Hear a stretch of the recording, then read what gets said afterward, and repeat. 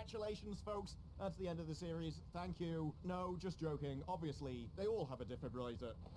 She does actually come back alive again, crushing all of our hopes and dreams. Separate reality dating shows' exploitation of women from my obsessive need to watch them. How is anyone exploited when I'm like, do you want to go on a reality TV show? And they go, yes, I do. I agreed to do this, and you should take responsibility for it. Turns out that grown adults need to take responsibility for their own actions. Who knew? Alma decides the only way she can get Norval back is to throw a whole band sleepover at her house, despite the fact that Norval wasn't going to attend the first one in the first place, but this time he'll definitely turn up for the second one. It's a bit weird. Also, how are your eyebrows over your fringe? I've only just noticed, but this is really weird. Are they like really thick and have grown through your hair? They're more like brushes than eyebrows. I don't know how I didn't notice before. It happens all the time. At least they do go underneath her glasses, because that could have got weird. The rest of the episode is basically this sleepover, and I have no idea why. Fred goes to go pizza. That's its own storyline. I wish I was joking, but this entire thing feels like it was written by a zoo animal on LSD. We're gonna need a Joe Rogan interview just to explain the effects of all the chemicals they've been taking. I'd rather kiss a toilet. But speaking of kissing toilets, I still want to win your heart by helping you. Yeah, Fred is surprisingly accurate in the occasional statement that he does in this show. Velma, look, I know what you secrete probably resembles alien blood and would actually burn its way through any physical matter underneath you. But, despite that, for some reason, I read this book, got brainwashed, and now I can't stop thinking about you. It's not the best Valentine's Day card, but at least it'd be honest. Daphne finds out more information about the Crystal Mine Gang after the entire mine closed. They decided to use the mine tunnels underneath the city to go around and steal things. She calls them tunnels beneath the city, but it's actually just the sewers. That's right, this show thinks that sewers are actually old mining tunnels. It's a bit like when someone's lived in a city before and so hasn't seen farm animals and thinks a sheep is a cow. And if you think, oh no, that could never happen, you've clearly never seen The British Apprentice. And she finds out, my parents shut down the gang and found the infant that was with them. Genetically, I'm a villain. To be fair, Velma's a villain in her actions, her morals, her thinking, every way that matters, and you're just like, oh, my DNA. Actually, no, by the morals of this show, because your parents were criminals, that obviously means that you should be arrested and held accountable for their actions as well, remember. Hey, what's good for the goose is good for the Daphne. No wonder I'm attracted to a girl who looks like a little henchman. Does she? I don't even know who you mean. Are you like comparing her to Nick Nack? I could probably see Velma as Oddjob, except rather than lobbing bowler hats at people, she just lobbed like tweets. Now for some reason, Norval decides to turn up at this band practice sleepover, even though he wasn't going to turn up at the first one. For some reason, you've chosen Gigi, a beautiful girl, over your angry friend. Whoa, calm down, Velma. You're being a little bit unfair there. You're not anybody's friend. But she tends to guilt-tripping into actually helping her because, I don't know why, maybe she realizes that she's completely intellectually deficient and can't even survive in life without everybody else doing all of her work for her. I'm kind of being serious. She basically admits that in the episode. Doesn't see it as a character flaw, though. Apparently, no. That's just a feature of her life. Turns out, though, Gigi, like the horse, has actually decided to turn up at band practice. She joined band practice after Norval had spoken about it to spend time with them, actually wanting to take part in your partner's hobbies as part of a successful relationship. I can fully understand why Velma despises it. How dare you? I'm a flutatist. That's not a word. I also think they know that's not a word because of how she said it. I don't even know what we're doing anymore. We're now trying to humiliate Velma by proving that she has no idea what she's talking about? Because that's what it seems like we're getting in the show now. I no longer know who this show is even meant to support because everybody in it is an idiot. And I mean everybody is an idiot because they decide to have a flute off and we get this. Yeah, she's crap, but the worst thing is we get to Velma. There's about to be a drive-by fluting. I'm sorry I had to put you through that line, but I thought it was important. And it gets worse.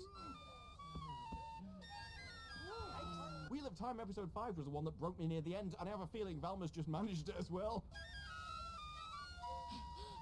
We only win when Velma passes out. And I use win in the loosest possible terminology because they actually celebrate that crap. Please don't.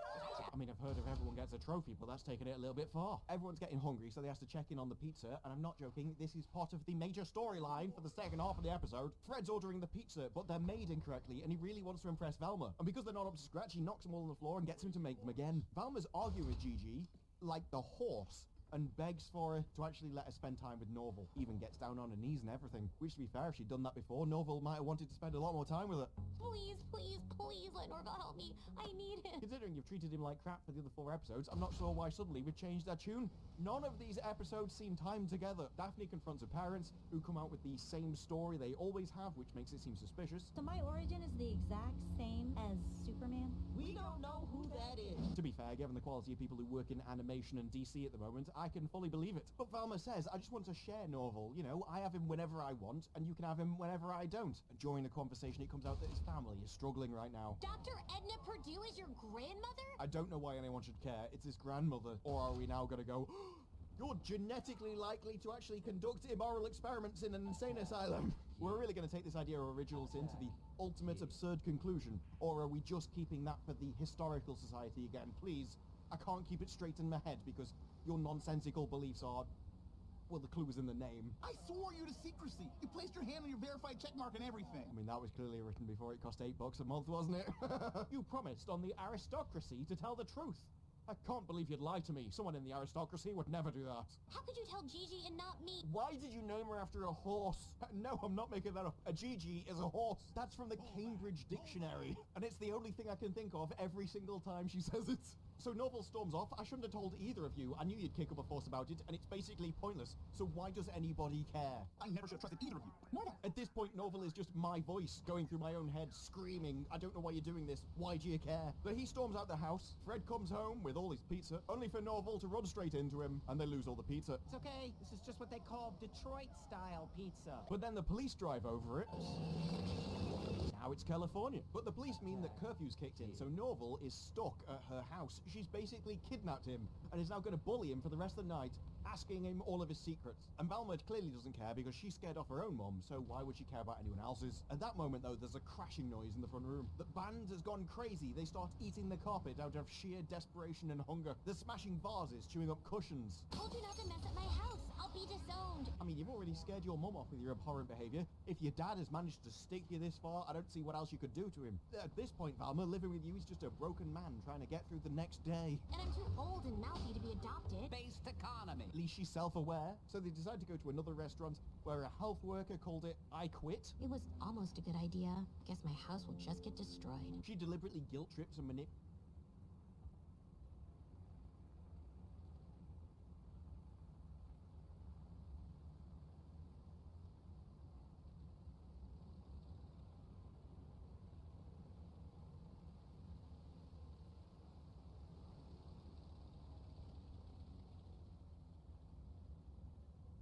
Attack here.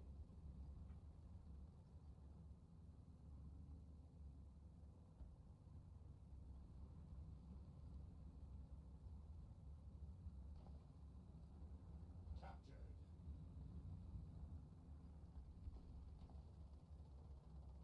To rally point.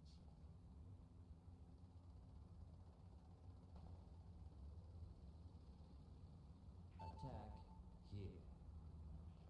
Attack here.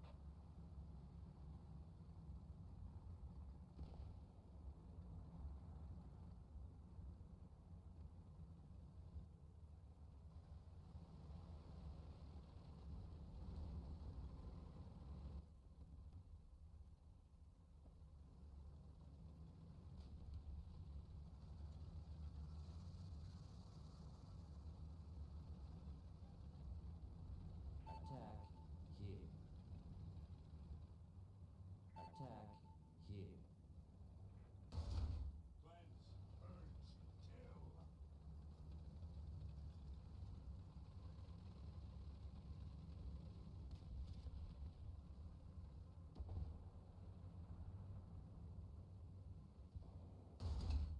Enemy sighted. Enough with sitting still. Claim it in the name of the Emperor.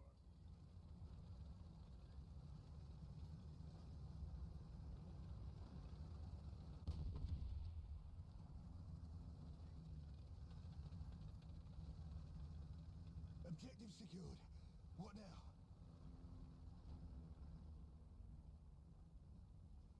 The point is ours.